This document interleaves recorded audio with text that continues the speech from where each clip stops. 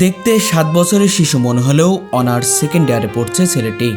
4 foot উচ্চতা ও 20 KG ওজনের এই ছেলেটির বয়স 23 বছর। শুনতে অবিশ্বাস্য মনে হলেও এটি একেবারে সত্যি। সময় যেন থমকে গেছে তার জীবনে। আমরা একই বয়সের, আমরা একসাথে লেখাপড়া করছি।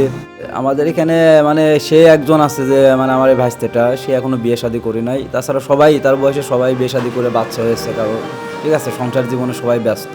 নাম নাহিদ হাসান। গ্রোথ হরমোনের সমস্যার কারণে নাহিদ এখনও 7 বছরের শিশুর মতোই রয়ে গেছেন।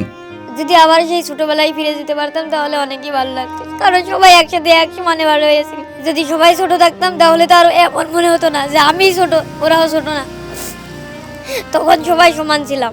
তার যেন কোনো পরিবর্তন হয়নি, তবে জীবনযুদ্ধে হার মানেননি তিনি। কঠোর পরিশ্রম আর অধ্যবসায় তাকে করে তুলেছেন আজ সবার থেকে আলাদা। আমাদের বড় ভাই সে আর কি, তার মোটামুটি তার সঙ্গে যতটুকু জানি আর কি, যথেষ্ট পরিমাণ সংগ্রামী এবং সাহসী, না হলে এত দূর আসলে কন্টিনিউ করা যায় না। শারীরিক প্রতিবন্ধকতাকে জয় করে আজ অনার্স সেকেন্ড ইয়ারে পড়ছে নাহিদ। আমি এসএসসি পাস করি 2020 সালে এবং ইন্টার পরীক্ষা দিই 2022 সালে। এখন সরকারি লালন শাহ কলেজে পড়ছি, অনার্স সেকেন্ড ইয়ার।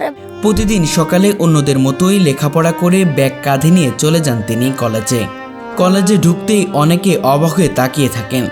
প্রথম দেখায় কেউ বিশ্বাসই করতে পারে না এই ছোট্ট ছেলেটি একজন কলেজ শিক্ষার্থী।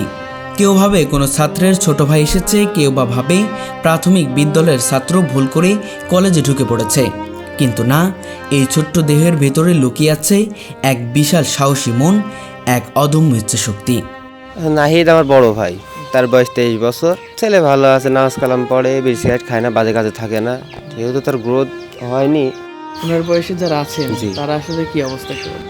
কারোর বিয়ে হয়ে গেছে, চাকরির জন্য বাইরেও আছে, সব এস্টাবলিশ হয়ে গেছে। আর যেহেতু উচ্চতা আর হয়নি, তো কর্মপদক্ষেপে যাওয়ার কোনো সুযোগও হচ্ছে না।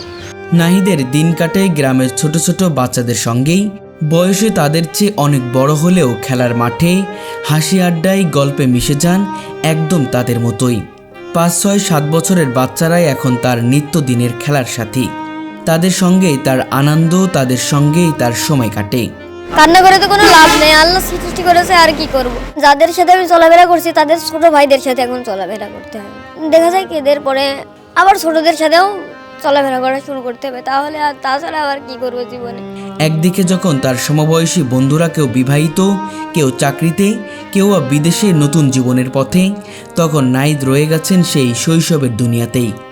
আমরা সবাই একসাথেই লেখাপড়া করছি, আমরা সবাই যার যার মতো বেড়ে উঠে বিয়ে শাদী করছি, কর্ম করছি।